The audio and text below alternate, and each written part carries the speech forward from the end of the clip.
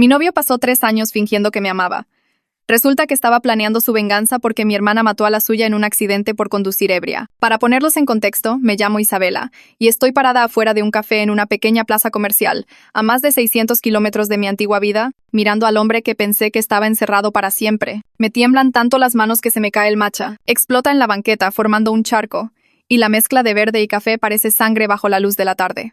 Todo se siente mal en este momento. Los niños riendo en el parque al otro lado de la calle, los coches entrando y saliendo del estacionamiento, su voz diciendo mi nombre como si fuera de su propiedad. Isabela, qué coincidencia. Debería correr. Cada célula de mi cuerpo me grita que corra, pero siento las piernas como de agua. Estoy congelada, mirando a Mateo, mi exnovio, o mi casi asesino, o lo que sea ahora. Y solo puedo pensar en la última vez que vi su rostro. En ese juzgado, cuando el juez le dio 7 años y él me miró fijamente todo el tiempo mientras lo esposaban, susurrando con los labios, más te vale rezar para que nunca te vuelva a ver. Eso fue hace 4 años. Se supone que deberías estar en la cárcel. Mi voz sale estrangulada. Él da un paso más cerca. Se ve diferente. Flaco de la cárcel. Sus pómulos están más marcados y hay algo muerto en sus ojos que no estaba allí antes. Ni siquiera esa noche en el coche. Salí antes por buena conducta. Sonríe. Y es una sonrisa pura de dientes. No se me escapa la ironía. Te enseñan cosas adentro. Paciencia. Planificación. Cómo encontrar a la gente que no quiere ser encontrada. Si te me acercas, voy a gritar. No, no lo harás. Niega con la cabeza. No quieres hacer una escena. Nunca te ha gustado. Así supe que serías perfecta. Perfecta. Esa palabra hace que se me erice la piel porque sé lo que significa. La víctima perfecta. El blanco perfecto.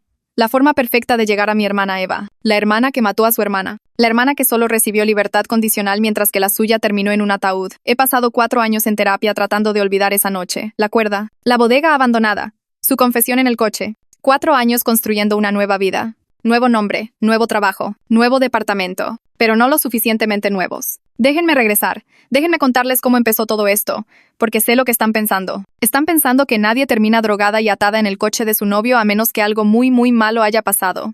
Tienen razón. Mateo y yo nos conocimos en un café cerca de mi oficina. Fue encantador, se disculpó mucho. El tipo de hombre que convierte un latte derramado en un encuentro de película. Yo era profesora. Él dijo que era bombero. Le di mi número después de que insistió en reemplazar mi bolsa de la laptop que se había manchado. Durante 3 semanas solo mensajeamos. Nunca me presionó. Me mandaba mensajes de buenos días, preguntaba por mi trabajo y se acordaba de cuando yo estaba agotada. Esperó a que yo sugiriera que fuéramos a cenar. Más tarde, me preguntaría si él sabía que eso me haría confiar más en él, dejarme marcar el ritmo. Nuestra primera cita fue en un restaurantito italiano. Me dejó hablar todo el tiempo. Le conté de mi familia. De cómo Eva era la salvaje mientras yo era la responsable, de cómo mis papás seguían viviendo en la misma casa donde crecimos. Él hacía preguntas, escuchaba, dijo que su familia era complicada y cambió de tema. Pensé que estaba siendo vulnerable, mostrándome que tenía heridas. No sabía que sus heridas tenían el nombre de mi hermana escrito en ellas. A los 3 meses éramos exclusivos. Borró sus apps de citas frente a mí, sin que yo se lo pidiera. Me dio un cajón en su casa, luego una llave. Me escuchaba cuando yo me quejaba. Aprendió mi ciclo menstrual. Mis detonantes de ansiedad. Cuando me daban ataques de pánico, él sabía exactamente qué hacer. Lo investigué, dijo. Y yo pensé que era lo más tierno. A los 6 meses conoció a mis papás. Yo estaba nerviosa. No dejaba de jugar con la servilleta en el coche. Te van a adorar, le dije. Mateo se estiró y tomó mi mano. Yo solo quiero que sepan cuánto amo a su hija, dijo, apretando suavemente. Mirando atrás, me pregunto si practicó esa línea. Mi mamá abrió la puerta e inmediatamente lo jaló para darle un abrazo. Tú debes ser Mateo. Isabela no deja de hablar de ti. Él le devolvió el abrazo. No el típico abrazo incómodo que dan los hombres. Uno de verdad. Y ella habla maravillas de usted todo el tiempo, Sra. Robles. Ya veo de dónde sacó Isabela su sonrisa. Mi mamá hasta se sonrojó. Él le ayudó a poner la mesa, preguntando por cada platillo que había preparado. Esta vajilla era de mi abuela, le dijo ella. Y él trató cada plato como si fuera de oro. Son hermosos. Hay algo especial en las cosas que pasan de generación en generación, ¿no cree? Mi mamá me miró por encima de su hombro radiante y movió los labios diciendo, es un encanto. A mitad de la cena, el triturador del fregadero empezó a hacer un ruido horrible. Mateo ya se estaba arremangando la camisa. ¿Le importa si le echo un ojo? Mi papá le sostuvo la linterna mientras Mateo trabajaba. Mi papá me enseñó, dijo Mateo. Decía que un hombre debe saber arreglar las cosas. Su padre se había quitado la vida, pero yo no sabía eso todavía. En ese momento solo podía pensar en que claramente se había ganado la aprobación de mi padre. Solo lo observé trabajar. Su camisa se levantó un poco, revelando una cicatriz en la parte baja de su espalda sobre la que nunca había preguntado. Eva entró justo cuando nos estábamos sentando. 40 minutos tarde. Perdón, el tráfico estaba horrible. Se veía bien. saludable. Llevaba 18 meses sobria y tenía esa mirada clara en los ojos que me hacía sentir orgullosa cada vez que la veía. Mateo se levantó de inmediato, no a medias como hacen algunos, sino que se puso de pie completamente. Rodeó la mesa. Extendió su mano. Tú debes ser Eva. Isabela me ha contado tanto de ti. Soy Mateo. Eva pareció sorprendida por la formalidad, por la calidez. Le tomó la mano. Puras cosas buenas, espero. Mencionó que llevas más de un año sobria. Eso es un logro increíble. Los ojos de Eva se cristalizaron. Me miró a mí y luego a él. Eso es. La mayoría de la gente no. Se detuvo. Se recompuso. Gracias. Eso significa mucho. Mi mamá intervino. 18 meses la próxima semana. 18 meses, repitió Mateo. Como si lo estuviera archivando. Y lo estaba. Sabía exactamente cuánto tiempo había pasado. Sabía que habían pasado 24 meses desde que Eva terminó su libertad condicional y su servicio comunitario. 18 meses desde que se volvió sobria. 42 meses desde que mató a su hermana. Eso requiere una fuerza de verdad, dijo él, sonriendo. Por favor, siéntate. Mateo le acercó la silla. Le sirvió agua a ella primero. Luego vino, cuando ella dijo que ahora bebía con moderación. Le sirvió exactamente media copa. Observé su mano. Estaba perfectamente firme. Sirvió ese vino como si estuviera manejando nitroglicerina. Cuidadoso. Preciso. Una copa con la cena, a veces. Mi terapeuta dice que se trata de aprender a controlar, no de la abstinencia total, dijo ella a la defensiva. Como si esperara que la juzgaran. Tiene sentido, dijo Mateo. Con total naturalidad. La recuperación no es igual para todos. Tú te conoces mejor que nadie. Eva se le quedó viendo. Sí, exacto. La mayoría de la gente no entiende eso. Él siguió dirigiendo la conversación hacia Eva. En ese momento me pareció muy considerado, incluyéndola, haciéndola sentir vista. Isabela mencionó que trabajas con jóvenes en riesgo. Toda la actitud de Eva cambió. Se enderezó. Su voz se volvió más fuerte. Sí, adolescentes, en su mayoría. Chicos que han cometido errores. Algunos me recuerdan a mí a esa edad, antes de que de verdad me descarrilara. ¿Qué tipo de errores?, preguntó Mateo, inclinándose hacia adelante como si estuviera genuinamente interesado. Conducir ebrios. Robo. Agresiones. Cosas que podrían arruinar sus vidas si alguien no interviene. Eva jugueteó con la comida en su plato. A mí me dieron una segunda oportunidad cuando la mayoría pensaba que no la merecía. Esos chicos también la merecen. Todo el mundo merece una segunda oportunidad, dijo Mateo. Levantó su copa. Por las segundas oportunidades y por la gente valiente que las toma. Eva tuvo que bajar su copa. Le temblaba la mano. Perdón, dijo, presionando la servilleta contra sus ojos. Es que la gente normalmente no. Me miró. Isabela. Es maravilloso. El trabajo que haces es importante, continuó Mateo. Esos chicos tienen suerte de tener a alguien que de verdad entiende por lo que están pasando. Gracias, susurró ella. Más tarde, en la cocina, Eva me acorraló mientras Mateo estaba afuera ayudando a mi papá con algo. No lo dejes ir, me dijo con una intensidad. Te lo digo en serio, Isabela. Ese hombre es oro puro. La forma en que te mira. La forma en que acepta todo. ¿Sabes lo raro que es eso? La abracé fuerte. Lo sé. Lo amo. Pensé que era tan afortunada. Pensé que había encontrado a alguien que podía amar a mi familia caótica y complicada. No sabía que estaba memorizando la risa de Eva para poder recordarla mientras planeaba cómo herirme a mí para vengarse de ella. Regresamos a su departamento como a las 10. Yo estaba un poco mareada por el vino, feliz de que todo hubiera salido tan bien. Mateo estuvo callado en el camino a casa, y pensé que solo estaba cansado. Nos estábamos preparando para dormir cuando él se sentó en el borde del colchón, observándome mientras me quitaba los aretes. Había algo en su expresión, algo que no pude leer. Como si estuviera armándose de valor para algo. ¿Puedo preguntarte algo?, dijo, y su voz tenía esa cualidad cuidadosa que significaba que lo había estado pensando por un tiempo. Mi estómago dio un vuelco. Claro, dije, volteando a verlo. Palmeó la cama a su lado y me senté. Nuestras rodillas se tocaban. El departamento estaba en silencio, excepto por el zumbido del aire acondicionado. No quiero ser insensible o abrir viejas heridas, pero hoy, Eva dijo que tuvo una segunda oportunidad, pero que no creía merecerla. Y tu familia, parecía que iban a llorar. Solo. ¿Qué fue lo que pasó con tu hermana? Tomó mi mano, su pulgar dibujando círculos en mi palma. No tienes que decírmelo si es muy doloroso. Solo quiero entender a tu familia.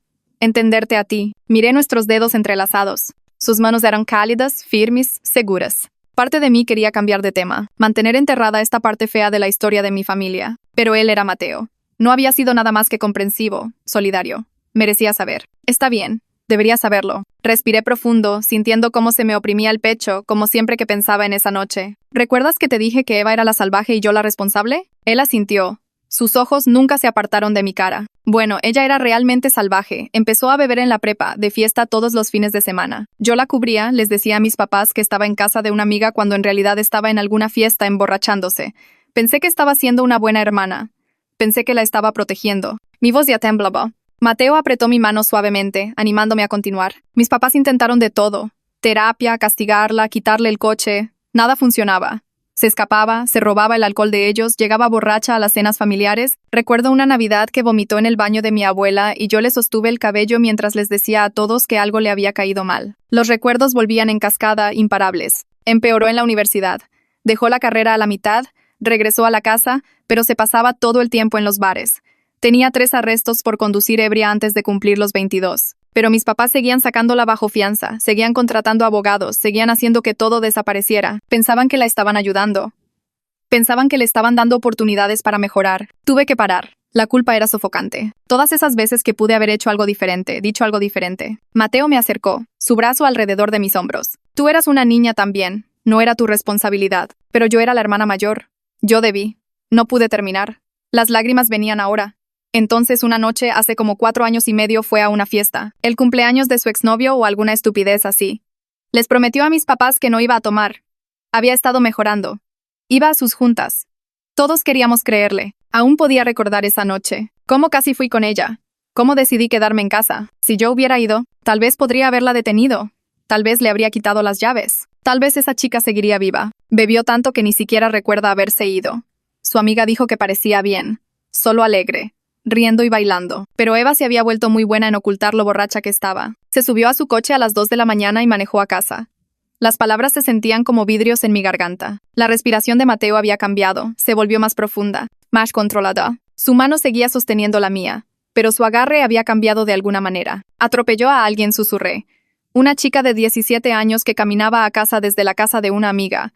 Eva iba a más de 80 km/h en una zona residencial. La chica llevaba ropa oscura. Caminaba por el acotamiento porque no había banquetas en esa colonia. Yo estaba sollozando ahora, llorando feo, en el pecho de Mateo. Él me abrazó, su mano acariciando mi cabello, pero su cuerpo se había puesto rígido. Eva ni siquiera se dio cuenta de que había atropellado a alguien. Siguió manejando. Pensó que le había pegado a un buzón o algo así. Manejó a casa. Se estacionó. Se fue a dormir. La chica murió al instante. Sola. A la orilla de la carretera. Pasaron 3 horas antes de que alguien la encontrara. Podía sentir el corazón de Mateo contra mi mejilla. Imposiblemente rápido. Ay, Isabella, respiró él. A la mañana siguiente, la policía llegó a casa de mis papás. Eva seguía dormida. Seguía borracha de la noche anterior. Tuvieron que despertarla para arrestarla. Me aparté para mirarlo. Su rostro estaba pálido. Su mandíbula apretada. ¿Cómo supieron que fue ella? Había un video de seguridad, dije. Y vi algo parpadear en su rostro. De un negocio cercano. Mostraba todo, cada segundo horrible, la placa del coche de Eva, el impacto, ella alejándose sin parar, la chica volando por el aire, aterrizando en la zanja, el coche de Eva apenas desviándose, simplemente siguiendo como si nada. El silencio que siguió fue ensordecedor. Mateo ya no me estaba mirando fijamente a la pared. Su respiración, superficial, hicieron que Eva lo viera. Continué, necesitando llenar el silencio. En el juicio, tuvo que verse a sí misma, matar a esa chica. Tuvo que ver lo que había hecho, porque no recordaba nada. Pero ahí estaba, en blanco y negro, innegable. Esa pobre chica, solo caminando a casa. Tenía 17 años, tenía un nombre, una familia, una vida entera. Y Eva la borró. En 3 segundos de video, todo cambió. Mateo se levantó abruptamente, caminó hacia la ventana, sus manos presionadas contra el vidrio. Eso es horrible, dijo. Pero su voz sonaba extraña. Tensa, para todos los involucrados. Me limpié la cara con la manga. Mateo, ¿estás bien? Lo siento. Esto es muy fuerte. Estábamos teniendo una noche tan linda y te dejé caer todo esto encima. Se dio la vuelta y tenía los ojos húmedos. Por un momento su rostro se vio diferente. Afilado, como si me estuviera fulminando con la mirada. Pero entonces estaba cruzando la habitación, atrayéndome a sus brazos, abrazándome tan fuerte que apenas podía respirar. No te disculpes, dijo en mi cabello. Nunca te disculpes por confiarme esto. Nos quedamos allí, abrazados. Y me sentí más cercana a él que nunca antes. Se apartó, tomando mi cara entre sus manos. Esa chica, dijo suavemente. La que Eva atropelló. ¿Supiste algo de ella? Negué con la cabeza. Solo que tenía 17. Era atleta, buena estudiante. Los detalles salieron en las noticias, pero mis papás trataron de protegernos de eso. Dijeron que saber más solo lo empeoraría. Mateo asintió lentamente, sus pulgares limpiando mis lágrimas. Tienes razón. Hay cosas que es mejor no saber, pero estaba equivocado. Debí haberlo sabido todo. Debí haber sabido que su nombre era Ana. Debí haber sabido que jugaba voleibol. Debía haber sabido que tenía un hermano llamado Mateo que identificó su cuerpo porque su padre no pudo soportar hacerlo. Debía haber sabido que ese hermano pasó 3 años planeando su venganza, que estaba parado en mi habitación, abrazándome mientras yo lloraba por la hermana que destruyó su vida. Debí haberlo sabido. Pero todo lo que sentí en ese momento fue gratitud de que alguien finalmente entendiera el peso que mi familia cargaba. No sabía que estaba durmiendo junto a alguien que estaba contando cada lágrima, catalogando cada detalle, planeando usar mi culpa y mi dolor en mi contra. Nos quedamos abrazados por lo que parecieron horas, pero probablemente fueron solo minutos. Entonces sentí que se apartaba un poco, su mano moviéndose a su costado, presionando contra sus costillas como si algo le doliera. ¿Qué pasa?, le pregunté, notando cómo su cara había cambiado. Se había ido a un lugar oscuro y lejano. Sacudió la cabeza. Trató de sonreír, pero pude ver algo rompiéndose detrás de sus ojos. Tu historia. Solo. Me recordó algo. Sobre perder gente. Sobre la culpa. Se sentó pesadamente en la cama, y yo me senté a su lado. Nuestros roles repentinamente invertidos. Ahora yo era la que ofrecía consuelo, mi mano en su espalda. Nunca te disculpes por confiarme esto. Nos quedamos allí abrazados, y me sentí más cercana a él que nunca antes. Se apartó, tomando mi cara entre sus manos. Esa chica, dijo suavemente. La que Eva atropelló. ¿Supiste algo de ella? Negué con la cabeza. Solo que tenía 17. Era atleta. Buena estudiante. Los detalles salieron en las noticias, pero mis papás trataron de protegernos de eso. Dijeron que saber más solo lo empeoraría. Mateo asintió lentamente, sus pulgares limpiando mis lágrimas. Dejó de importarle todo, incluyéndome a mí. Su voz era tan baja que tuve que inclinarme para escucharlo. Se levantó la camisa, mostrándome la cicatriz correctamente por primera vez. Era fea, irregular. Corría desde la parte baja de su espalda hasta su costado, como si algo hubiera intentado partirlo por la mitad. Una noche estaba borracho otra vez, más borracho de lo habitual. Estaba en el garaje con todos estos álbumes de fotos, llorando sobre fotos de mi mamá. Traté de hacer que entrara, que comiera algo, que durmiera la borrachera. Se enojó. Dijo que me parecía demasiado a ella, que le dolía mirarme. La mano de Mateo trazaba la cicatriz distraídamente. Me aventó una botella. Falló. Luego agarró esta vieja sierra circular de su mesa de trabajo. No para lastimarme, no creo. Solo la estaba agitando, gritando sobre cómo él debería haber sido el que muriera, no ella. Las lágrimas corrían por su rostro ahora. Traté de quitársela. Forcejeamos. La sierra seguía conectada y de alguna manera se encendió. La hoja me atrapó justo aquí. Señaló dónde comenzaba la cicatriz. Recuerdo el sonido más que el dolor. Este sonido húmedo, desgarrador. Caí hacia atrás y había tanta sangre. Mi papá solo se quedó allí mirando sus manos, mirando la sierra, mirándome a mí, sangrando en el suelo del garaje. Estaba completamente sobrio en ese instante. Completamente sobrio. Jadea. Mi mano cubriendo mi boca. Los vecinos me oyeron gritar. Llamaron al 911. Mientras esperábamos a la ambulancia, mi papá me abrazó. No dejaba de decir que lo sentía. Una y otra vez. Me dijo que me amaba, que yo era todo lo que le quedaba, que lo había arruinado todo. Mateo se giró para mirarme. Su rostro destrozado. Me llevaron a cirugía. 6 horas. Cuando desperté, mi tía estaba allí. No podía mirarme a los ojos cuando me lo dijo. Mientras yo estaba en cirugía, mi papá regresó al garaje. Dejó una nota diciendo que era un peligro para todos, especialmente para mí, que me amaba pero no podía confiar en sí mismo para no volver a lastimarme. Encendió el coche y nunca lo apagó. Su voz se rompió por completo. Se mató en el mismo lugar donde casi me mata. El mismo garaje. Lo encontraron con una foto mía de la escuela en la mano. Mateo. Ay, Dios mío, susurré, atrayéndolo hacia mí. Colapsó en mi pecho.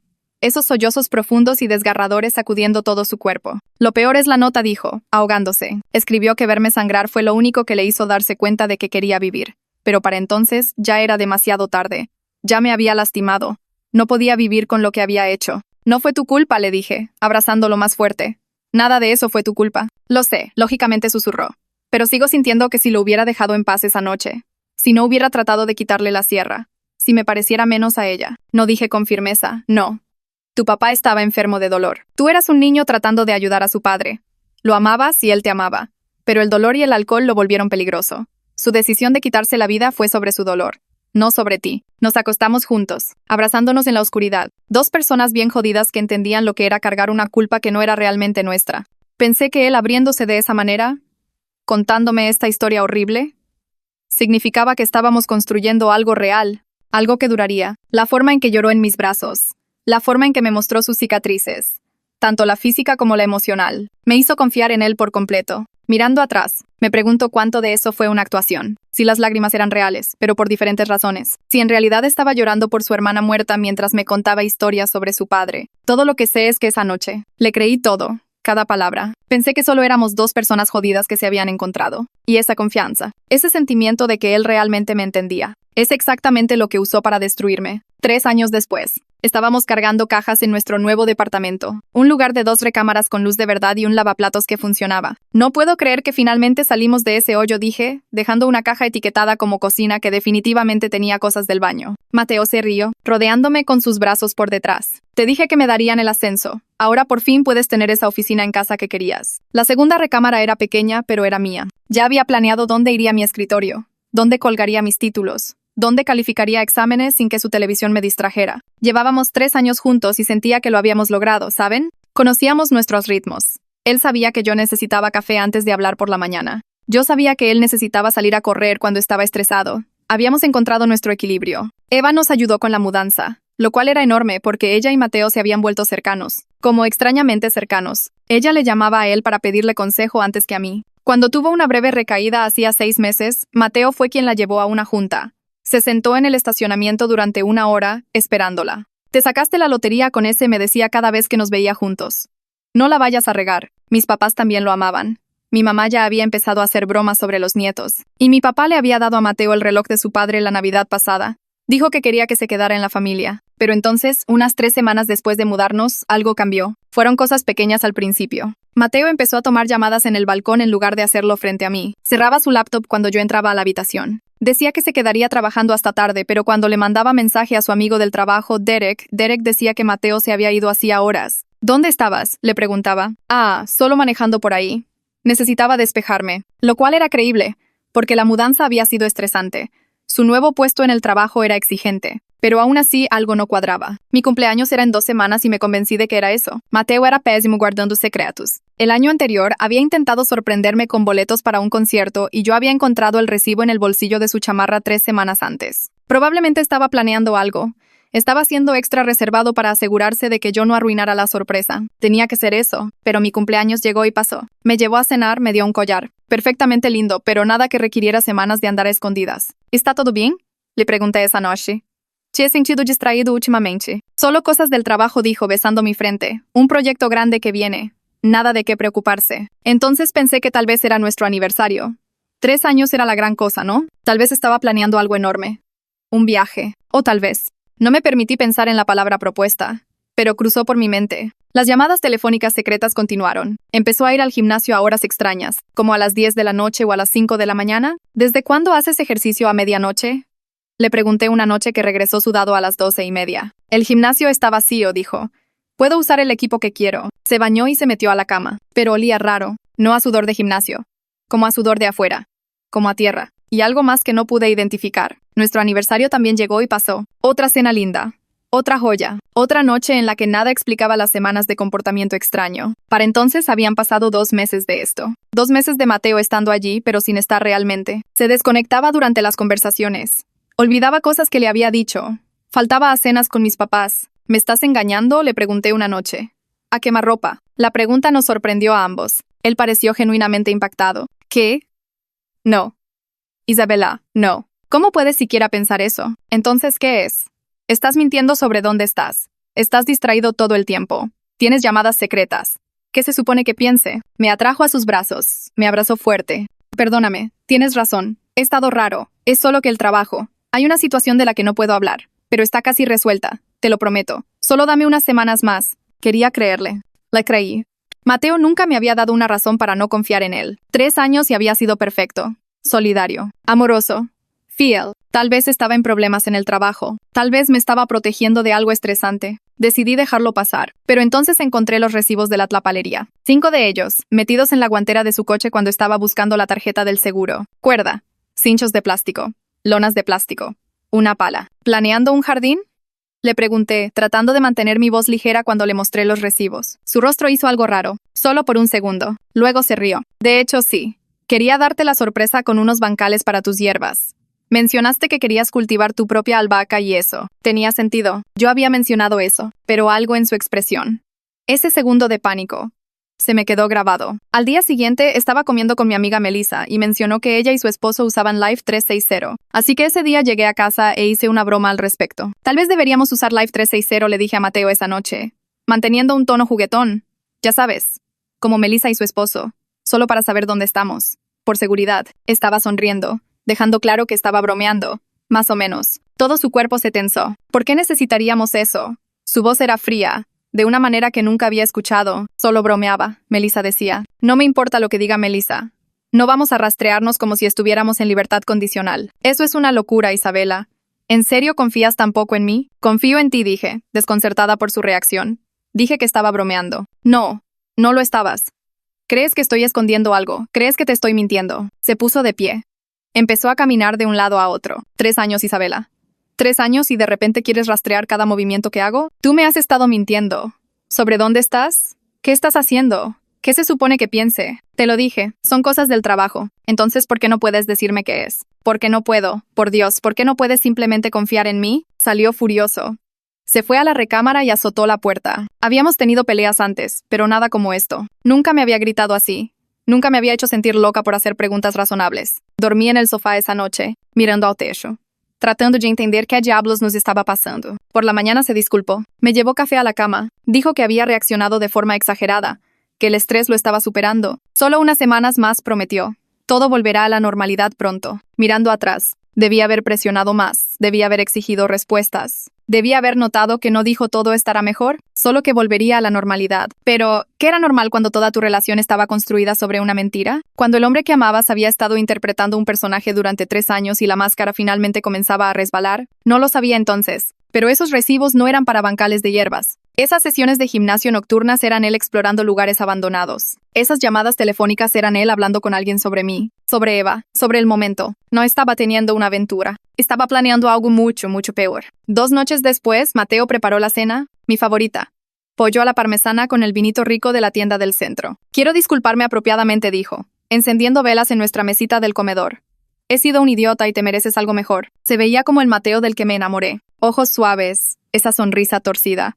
La forma en que se echaba el cabello hacia atrás cuando estaba nervioso. Sé que he estado raro y a la defensiva. Y odio haberte hecho sentir que hiciste algo mal. Me senté. El alivio me invadió. Este era mi Mateo. Estábamos volviendo a la normalidad. Solo quiero que estemos bien, dije, tomando un sorbo de vino. Él ya lo había servido. Lo tenía esperándome. Estamos bien. Somos perfectos. Tú eres perfecta. Levantó su copa. Por nosotros. Por los 3 años de lo mejor que me ha pasado en la vida, chocamos las copas y tomé otro sorbo. Más grande esta vez. El vino sabía un poco raro. Tal vez se había echado a perder el corcho. Pero no quería arruinar el momento quejándome. Comimos y hablamos y se sintió como antes. Casi.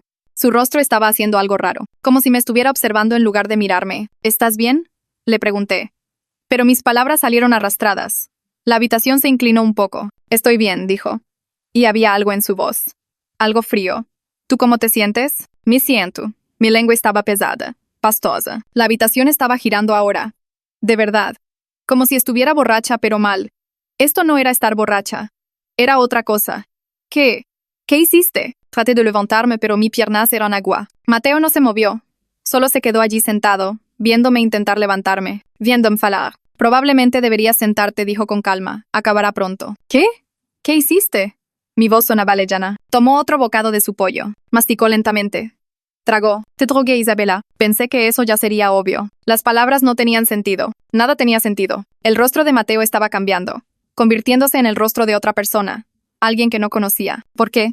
Pero la palabra apenas salió. Mi visión se estaba oscureciendo por los bordes. Lo último que vi fue a él levantándose, caminando alrededor de la mesa hacia mí. Sin prisa. Sin pánico. Solo caminando tranquilamente hacia mí mientras yo colapsaba en el suelo. Porque ya es hora, dijo. Y entonces todo se volvió negro. Me despertó el sonido de la carretera. Ese zumbido específico del asfalto bajo las llantas. Mi boca sabía a cobre y mi cabeza se sentía como si se estuviera partiendo en 2. Traté de mover mis manos, pero estaban detrás de mí, atadas. La cuerda cortando mis muñecas. Estaba en el asiento trasero del coche de Mateo, acostada, y nos movíamos rápido. Mateo.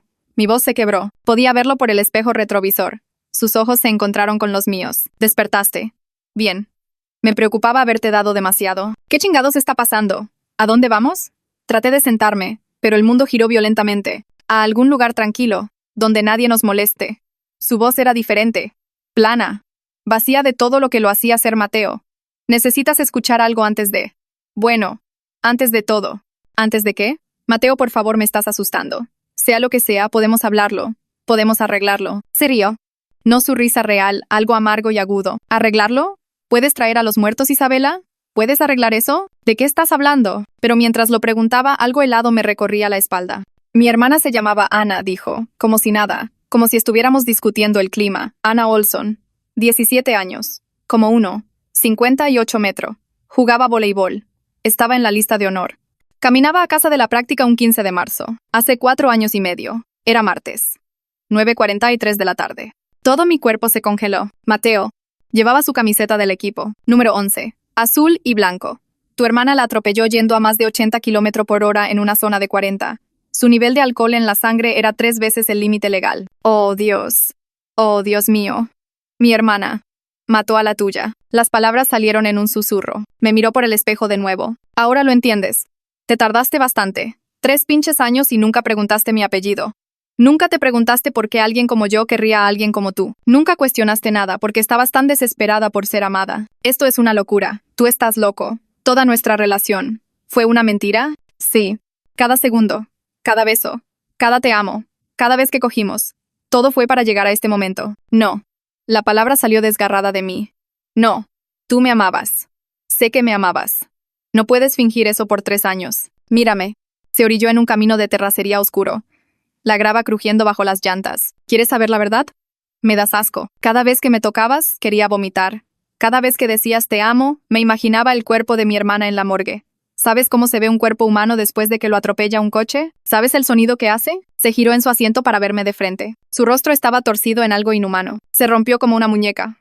Eso dijo el forense. Rota como una muñeca. 17 huesos fracturados. Hemorragia interna. Trauma cerebral. Estuvo viva por 3 minutos después de que tu hermana la atropelló. 3 minutos tirada en una zanja, ahogándose en su propia sangre. Sola. Y tu hermana se fue a casa y se durmió. Eva pagó por lo que hizo. Tuvo libertad condicional. Servicio comunitario. Libertad condicional, lo gritó. La saliva volando de su boca. Servicio comunitario. Mi hermana está muerta para siempre y la tuya tuvo que recoger basura en la carretera por 6 meses. Tus putos padres ricos se aseguraron de eso. Se aseguraron de que nunca viera el interior de una celda. El dinero de tu papi lo arregló todo, ¿verdad? Eso no es. Nosotros no. Pero no pude terminar porque era verdad. Mis papás tenían dinero. Dinero de abolengo. El abogado costó más que la casa de la mayoría de la gente. Tus papás ni siquiera parpadearon, se rió con amargura. Y funcionó. El juez le dio una palmadita en la muñeca porque era joven. Porque tenía potencial. Porque estaba arrepentida. Sí está arrepentida. Vive con eso todos los días. Bien. Pero no es suficiente. Nunca será suficiente. Se bajó del coche. Caminó hacia mi puerta. Cuando la abrió traté de patearlo, pero me agarró los tobillos. Me sacó a rastras a la grava. Me puso de pie. Su agarre me lastimaba los brazos. Así que decidí tomar algo más. Algo que dolería igual. Mateo, por favor, yo no hice nada. Yo ni siquiera estaba allí. No, pero te beneficiaste. Tu hermana salió libre, se puso sobria, consiguió un trabajo, siguió adelante. Tuvo una segunda oportunidad que mi hermana nunca tendrá. Y tú pudiste conservar a tu hermana. Tuviste cenas familiares y cumpleaños y vacaciones. ¿Sabes qué tuve yo? Tuve que escoger un ataúd. Tuve que ver a mi papá quitarse la vida porque no podía seguir viviendo sin mi hermana. Me arrastró hacia el bosque, mis pies tropezando en la grava. La cicatriz en mi espalda era real. Pero no fue por mi papá. Fue del accidente de auto que tuve después de salir de la morgue. Estaba tan jodido después de identificar su cuerpo, que me estrellé contra una barra de contención. Salí volando por la ventana. Casi me muero. Debí haberme muerto. Habría sido mejor. Entonces, ¿por qué no mataste a Eva? ¿Por qué yo? Estaba sollozando ahora. Mocos y lágrimas mezclados en mi cara. Porque la muerte es demasiado fácil. Quería que ella sufriera como mi familia sufrió. Quería que perdiera a alguien que amaba sin ninguna puta razón. Más que estar en el lugar equivocado. En el momento equivocado. Quería que conociera ese dolor. Ese dolor específico de una pérdida sin sentido. Me tiró al suelo. Empezó a sacar algo de la cajuela. La pala. La cuerda. El plástico. 3 años fingí amarte. 3 años escuché tus estúpidas historias. Conocí a tus pinches padres. Le sonreí a esa asesina al otro lado de la mesa. ¿Sabes lo difícil que fue no matarla en ese mismo instante? ¿Servirle vino cuando quería estrellar su cabeza contra la mesa? ¿Nuestra relación? No significó nada. Estaba negociando ahora, desesperada. La noche que lloraste en mis brazos por tu papá. La mañana que dijiste que me amabas por primera vez. Nuestro aniversario cuando dijiste que te salvé. ¿Nada de eso fue real? Seguía en el suelo donde me había tirado. La grava enterrándose en mis rodillas. Manos atadas a la espalda. Dejó caer la pala junto a mí. Luego se arrodilló. Me agarró la cara, con fuerza, obligándome a mirarlo. Cada palabra fue calculada. Cada toque fue estrategia. Te estudié por 6 meses antes de ese encuentro en el café. Sabía exactamente cómo te gustaba el café. ¿Qué libros leías? ¿Qué te haría confiar en mí? Fuiste tan pendejamente fácil, tan desesperada porque alguien amara a tu familia rota que nunca cuestionaste por qué alguien como yo querría a alguien como tú. Alguien como yo. Alguien que pasó 3 años planeando la venganza perfecta. Alguien que renunció a todo. Mi nombre, mi vida, mi cordura, para hacer que tu hermana pagara. Se puso de pie. Agarró la pala, sopesándola en sus manos. Mañana por la mañana encontrarán tu cuerpo. Suicidio. Has estado deprimida, les diré. La culpa por lo que hizo Eva finalmente te superó. Dejaste una nota diciendo que no podías vivir con eso, y Eva tendrá que vivir con eso, que sus acciones no solo mataron a mi hermana, sino a ti también. Lo sabrán. Lo descubrirán. No puedes. Puedo. Y lo he hecho. Todo está planeado. Me dio la espalda. Caminando hacia un lugar plano para empezar a cavar. Tu diario, con entradas que he estado falsificando por meses sobre tu depresión. El historial de búsqueda en tu laptop sobre métodos de suicidio. Les he estado diciendo a tus amigos que te ven deprimida. Nadie lo cuestionará. Fue entonces cuando la vi, una botella rota en la grava, como a 1 metro de distancia. Mientras él estaba de espaldas, me arrastré hacia ella, ignorando las rocas que rasgaban mis pantalones. Mis dedos encontraron el borde dentado y empecé a cortar la cuerda. Mateo, por favor. Te amo. A pesar de todo, todavía te amo. Esa es la diferencia entre nosotros, Isabela. Tu amor fue real. El mío nunca lo fue. La cuerda se rompió. Agarré el cuello roto de la botella y me abalancé sobre él justo cuando se daba la vuelta. El vidrio lo alcanzó en la cara y él gritó soltando la pala. La sangre brotó de un corte en su mejilla. Pinche perra. Corrí. Descalza. Mareada por lo que sea que me dio. Pero corrí. Y podía oírlo detrás de mí, rompiendo ramas en la maleza. Isabela, solo estás empeorando esto. Llegué al camino de tierra y seguí corriendo. Mis pies sangraban, dejando huellas. Pude ver unas luces de coche a lo lejos. Corrí hacia ellas agitando mis manos. Ayuda, por favor, ayúdenme. Pero el coche pasó de largo. Ni siquiera frenó. Mateo se estaba acercando. Podía oír su respiración agitada y furiosa. Me metí de nuevo en el bosque al otro lado del camino, tratando de perderlo en la oscuridad. Una rama me golpeó la cara, rasgándome la piel. Seguí adelante. Entonces su mano estaba en mi cabello, jalándome hacia atrás. Caí con fuerza. El aire se me salió. Estaba encima de mí. Sus manos alrededor de mi garganta. Se suponía que ibas a hacer esto fácil. Se suponía que solo ibas a morir. Le arañé la cara, encontrando el corte de la botella, enterrando mis dedos en él. Aulló y se echó hacia atrás lo suficiente para que yo pudiera levantar mi rodilla con fuerza hacia su ingle. Se dobló y yo rodé. Agarré una roca y la balancé hacia su cabeza. Conectó con un golpe sordo y enfermizo. Cayó, pero no quedó inconsciente. Me agarró el tobillo cuando intenté correr de nuevo, tirándome. Rodamos por la tierra. Él tratando de inmovilizarme. Yo luchando como un animal. Le mordí la mano cuando se acercó a mi cara, saboreando la sangre.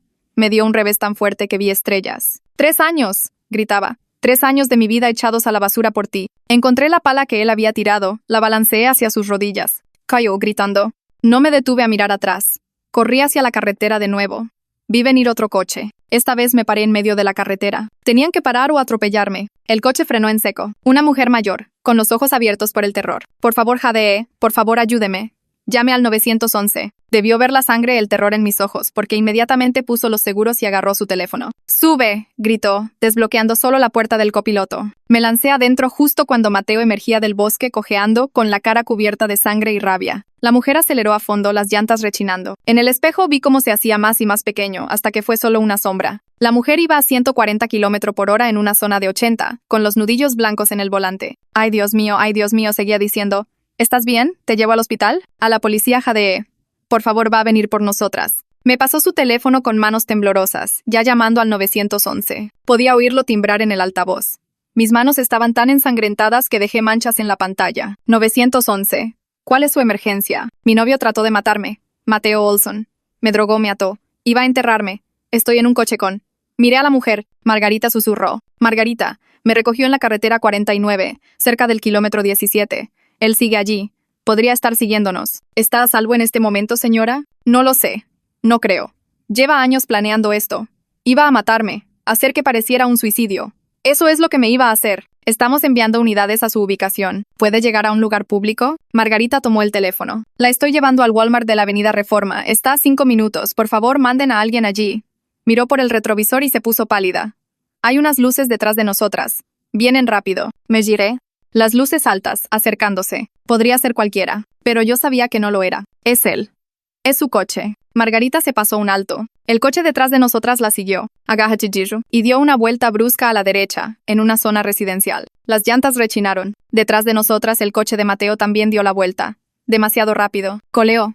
Pero siguió avanzando. Margarita ahora estaba manejando por los jardines de la gente, buzones explotando bajo su defensa. ¿Dónde chingados están los policías?, grité al teléfono. Las unidades están a 3 minutos, señora. Siga moviéndose. Mateo nos chocó por detrás. El coche de Margarita se sacudió. Ella logró mantener el control. Apenas. El Walmart jadeó. Si podemos llegar al Walmart. Otro golpe por detrás. Esta vez, dimos un trompo. Terminamos en el césped de alguien. El coche de Mateo frenó en seco. Se bajó. Cojeando, pero moviéndose rápido. Margarita intentaba arrancar el coche de nuevo, pero no encendía. «Corre», dijo. «Por puertas diferentes. Corre en direcciones opuestas». Salimos disparadas del coche justo cuando Mateo lo alcanzaba. Corrí hacia las casas, gritando por ayuda. Se encendían luces. Los perros ladraban. Por fin podía oír las sirenas, cada vez más cerca. Miré hacia atrás y vi que Mateo me había seguido a mí, no a Margarita. Por supuesto. Siempre se trató de mí. Corrí entre 2 casas. A través de un patio trasero, una luz con sensor de movimiento se encendió. Mateo estaba quizás a 6 metros detrás de mí, su cara cubierta de sangre por donde lo había cortado. Isabela, ni siquiera intentaba ser sigiloso. «No puedes correr para siempre». Agarré un bote de basura. Lo aventé detrás de mí. Se tropezó. Cayó con fuerza. Seguí corriendo. Las sirenas estaban más fuertes ahora. Muy fuertes. Y entonces había luces azules y rojas por todas partes. «Policía, deténgase donde está». Colapsé en el jardín de alguien, sollozando. «Es él. Mateo Olson. Trató de matarme». Mateo intentó correr, pero su rodilla herida le falló. 2 policías lo taclearon. Estaba gritando sobre su hermana, sobre la justicia, sobre cómo yo merecía morir. «Él lo mató a mi hermano. Su familia mató a Ana». «Señor, tiene derecho a guardar silencio». «No, ustedes no entienden, se salieron con la suya. Fue un asesinato, yo solo estaba haciendo justicia». Metieron a Mateo en la parte trasera de una patrulla mientras seguía divagando. Me estaba mirando fijamente a través de la ventana, su rostro torcido con tanto odio que no parecía humano. «Esto no se ha acabado», susurró con los labios. Un detective se arrodilló junto a mí. «Señora, vamos a necesitar que nos acompañe a la estación. Cuéntenos todo». 3 años, dije, viendo cómo se alejaba la patrulla con Mateo. Lo planeó por 3 años. «Todo fue una mentira. Ya está a salvo», dijo el detective. Pero yo no me sentía a salvo. Nunca volvería a sentirme a salvo. ¿Cómo confías en alguien después de algo así? ¿Cómo crees en el amor cuando fue usado como un arma en tu contra? Me llevaron al hospital primero. Documentaron cada herida, fotografiaron cada moretón. Las marcas de la cuerda en mis muñecas. La marca de su mano en mi garganta. Los cortes en mis pies por correr descalza.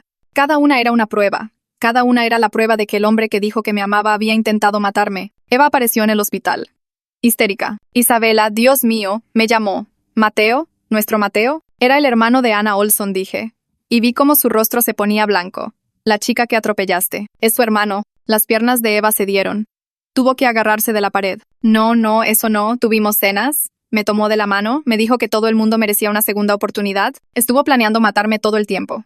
Para hacerte sufrir. Eva vomitó en el bote de basura del hospital. Luego me abrazó mientras ambas llorábamos. Ana Olson estaba muerta. Mateo Olson iba a ir a la cárcel. Y yo estaba viva, pero rota de maneras para las que aún no tenía palabras. Pero justo cuando pensé que la tragedia había terminado, Mateo apareció años después. «¿Qué estás haciendo aquí?», le pregunto, tratando de sonar valiente. «Voy a terminar lo que empecé», dice, sacando una navaja. Cojo por puro instinto. Entro corriendo al café empujando a la gente en la fila. «Llamen al 911», grito, pero Mateo ya está detrás de mí. La navaja escondida contra su pierna. La gente está confundida. No entienden. Él se ve tranquilo, controlado. Yo me veo como una loca. Salgo por la puerta trasera, activando una alarma. Bien. Cuanto más ruido, mejor. Estoy en el estacionamiento trasero ahora. Contenedores de basura y camiones de reparto. Mateo sale por la puerta. Rápido. Ya no finge. No tienes a dónde ir, Isabela. No está gritando. Su voz es calmada, razonable, lo que lo hace peor. He tenido 4 años para pensar en esto.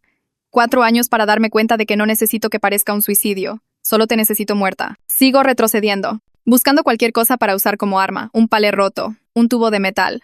«La policía sabe que estás libre», me advirtieron. «Si algo me pasa, sabrán que fuiste tú». C'est un coche de hombros. La cárcel ya me quitó todo. Mi futuro.